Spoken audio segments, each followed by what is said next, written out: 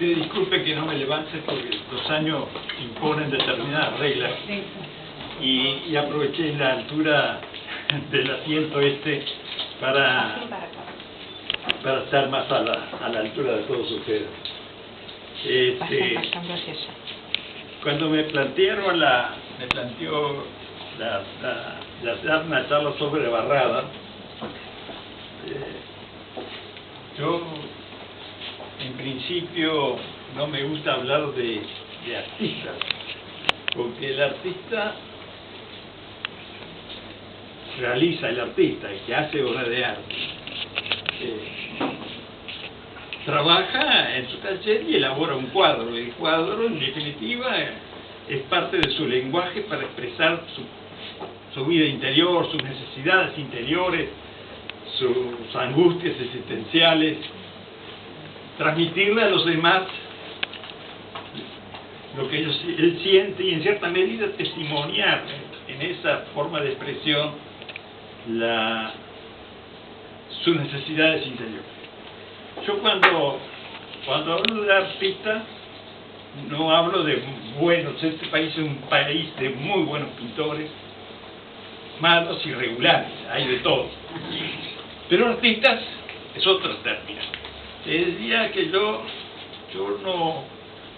por eso cuando hablo quiero aclarar bien el concepto. Artista es el que hace obras de arte. Y las obras de arte, por lo general, adquieren su categoría de obra de arte luego de pasar por un tiempo histórico que acredita que si eso que hizo el pintor es auténticamente una obra de arte. Lo digo porque yo sé muy claramente que yo lo que hago, por eso no me gusta que me llamen artista. Yo soy un trabajador del arte, intento hacer obras de arte, pero pienso que en definitiva, para que eso se cumpla, eso lo tendrá que decir el tiempo, la historia. Quiere decir que la tarea del pintor, cuando elabora en serio su obra y expresa en ella todas sus angustias existenciales, su necesidad de expresión para tocar en lo más profundo del alma del espectador, se va a dar recién después de muerto. Pasó con los grandes artistas de la historia de nuestro país, aquellos que fueron negados durante su existencia, luego el tiempo los ubicó en el umbral que deberían estar. Cosa increíble porque eso no ocurrió en el Uruguay, ocurrió en el mundo entero. Cuando uno analiza lo que pasó con Leonardo, Miguel Ángel, uno imagina que él gozó de la gloria que la historia le iba a dar después. Pero no, fue una vida, una lucha muy tenaz, muy fuerte, muy dura, para poder hacer lo que en realidad entendía que debía hacer como el compromiso de su oficio. Tenía que expresar cosas en su vida interior, de su rica vida interior, y debía expresar de una manera totalmente original y diferente a lo que hacía, crear una nueva forma de expresión. Y eso implica, en el mundo contemporáneo, lo digo ahora, que la gente necesariamente evalúa la obra de un pintor en función de padrones de obras ya hechas. Y eso no es la forma de valorar un artista. La obra del artista no hay padrones para compararla, porque es una obra única, distinta, única en el mundo. El artista, yo estoy hablando del artista, no del muy buen pintor. Esa obra no hay padrones para compararla. Recién en el futuro, cuando a otros artistas tomen en cierta medida la necesidad de expresar como ese artista se expresó, sin tapujos, sin hacer concesiones, decir las cosas que auténticamente siente en su alma y expresarlas, aunque sabe conscientemente que lo que está haciendo produce rechazo de la gente. Pero ese es el compromiso del arte. Eso es la realidad de la vida de un artista. Es una vida de tremendas angustias existenciales. Eso hay que entenderlo porque hay que comprender la historia del arte. cuando uno empieza a leer la vida de los artistas, cómo vivieron y todo lo que le ocurrió en la vida para poder hacer lo que ellos realmente querían, empiezan a comprender que el arte tiene ese lenguaje, es un lenguaje muy importante en la cual no se debe traicionar. Hay que ser auténtico, decir las cosas con autenticidad, aunque eso signifique, bueno, el no reconocimiento de sus contemporáneos. Pasó con Rembrandt.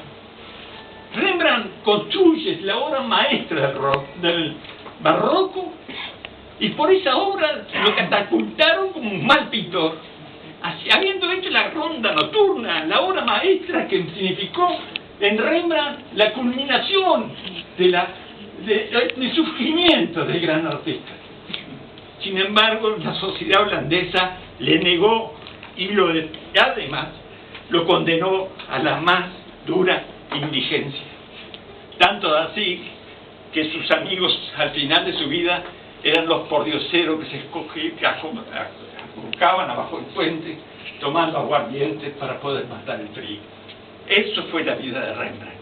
Cuando vemos en los museos cómo se lo ponen en los lugares privilegiados, debemos recordar que ese individuo fue negado en su país como pintor.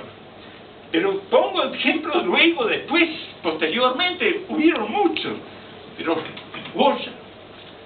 Goya, que al final terminó exiliándose luego del gobierno, de la invasión de los mamelucos, con el hijo de Napoleón Bonaparte, que quedó manejando los gobiernos de España. Luego quedó Fernando VII, que fue el déspota más grande que tuvo España. Yo creo que después lo superaron. Pero sin embargo, esa gente fue que provocó que Goya tuviera que salir del país, porque estaba haciendo su obra, su gran obra, una obra que no fue complaciente, al contrario, atacó profundamente a una sociedad corrupta, como era la española de aquel entonces. Hizo la más maravillosa obra que uno puede imaginar, y basta y alcanza con entrar al Prado y concurrir a ver las salas de Goya y ver todas aquellas obras gigantes, tamaño, que eran los cartones para hacer los tapices del rey, que eran simplemente una obra complaciente, de acuerdo a las normas de que debían trabajar los artistas, copiando al Watteau de Francia, a la pintura rococó francesa, que era de una sociedad tan decadente como la española de aquel entonces. Para entrar a la academia era necesario pintar como Watteau, pero llegó un momento que Goya reacciona y se revela, y ahí empieza a construir las aguas fuertes, que son formidables, los desastres de la guerra.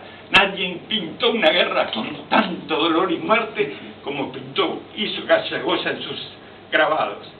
Nadie pintó los desastres tan formidables de la corrupción de un mundo español de aquel entonces como los caprichos. Y aquellas obras, 22 obras maravillosas que figuran en una sala que fue un poco visitada, de hecho sea por los propios españoles lo visitan, porque era donde está la pintura negra, que fue la gran obra de uno de los más grandes genios de la pintura universal. Porque ahí Goya las 22 horas lo pintó en su casa del sordo, cuando ya estaba viviendo los últimos años de su vida, amargado por su existencia antes del exilio, antes de tener que irse para Francia. Claro que en aquel momento estaba por estallar la Revolución Francesa. Claro que en aquel momento también Francia vivía en las mismas circunstancias que en una monarquía, tanto así que la pintura de la rococó